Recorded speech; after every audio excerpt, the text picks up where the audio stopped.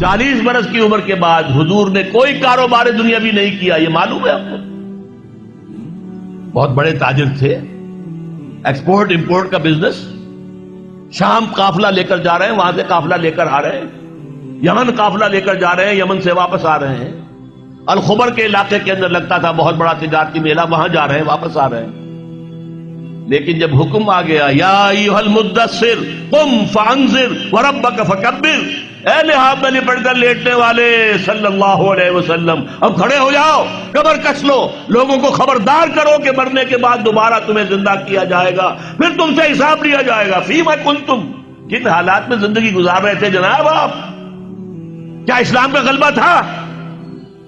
نہیں ہے، اللہ اسلام غالب تو نہیں، تم کوشش کر رہے تھے غالب کرنے کی، سوائے شرمندگی کے اور کیا ہاتھ آئے گا؟ اللہ تعالیٰ کی حجت تو قائم ہو جائے گی۔ میرے نبی کی ہڈیاں ٹوٹیں، میرے نبی کے دانت شہید ہوئے، میرے نبی کا جسم لہو لہان ہوا، میرے نبی کے چہرے کے اوپر تلوار کا وار پڑا جس سے 2 دندان آپ کے شہید ہوئے، اور خود جو پیدا ہوا تھا اس کی 2 کڑیاں گھس گئی رخسار مبارک کی اس ہڈی کے اندر۔ ان کو ایک صحابی نے دانتوں سے پکڑ کر کھینچ کر نکالنا چاہا، ان کے دانت نکل گئے، وہ ہڈی وہ نہیں نکلی، وہ کڑیاں لوہے کی۔ پھر جیسے بھی ہاں کر کے نکالا گیا تو خون کا فوارہ چھوٹا ہے، اتنا خون گیا کہ آپ بے ہوش ہو کر گر گئے، اور خبر مشہور ہو گئی کہ حضور کا انتقال ہو گیا۔ یہ ساری تکلیفیں کس لیے اٹھائی تھی حضور نے؟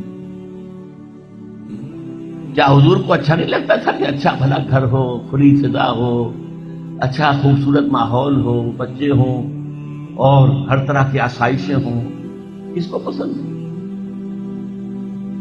یہ صحابہ کرام کیا کر رہے تھے؟ فاقے کر رہے ہیں، فاقے پر فاقہ کر رہے ہیں۔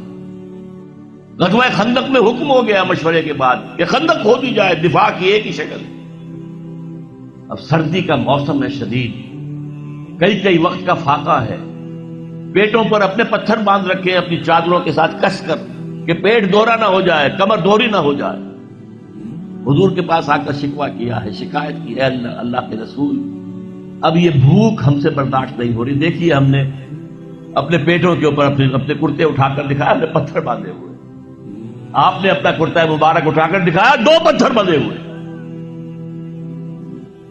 اور اس وقت پھر جب خندق کھد رہی تھی تو صحابہ کرام آواز میں آواز ملا کر کہہ رہے تھے نحن الذین بایعوا محمدا علی الجہاد ما بقینا ابدا، ہم وہ لوگ ہیں جنہوں نے محمد سے بیعت کی ہے جہاد کی صلی اللہ علیہ وسلم، فدا ہو آباؤنا و امہاتنا، اب یہ جہاد جاری رہے گا جب تک کہ ہمارے جان میں جان ہے، جب تک جسم میں زندگی ہے، یہ جہاد جاری رہے گا۔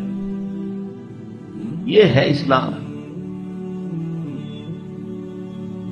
یہ شہادت گاہ الفت میں قدم رکھنا ہے۔ لوگ آسان سمجھتے ہیں مسلمان ہونا، مسلمان تھے صحابہ کرام رضوان اللہ تعالی علیہ مجمعین، جیسے انہوں نے آپ کو وہ جو ایک شعر ہے اکبر الہ آبادی کا، تو خاک میں مل اور آگ میں جل، جب خشت بنے تب کام چلے، تو باقاعدہ انگاروں پر لوٹے ہیں۔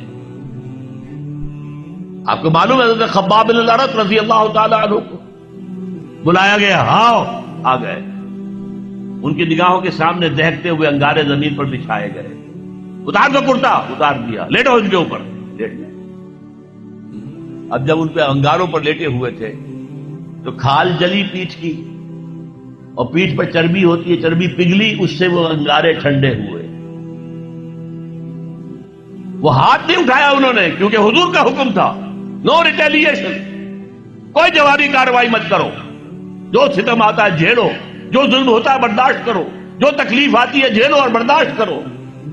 لہذا اگر ایک آدمی سمجھے کہ مجھے تو یہ زندہ کباب بنا دیں گے تو اجازت ہو تو 2-4 کو مار کر مرے گا، ایسے نہیں مرے گا۔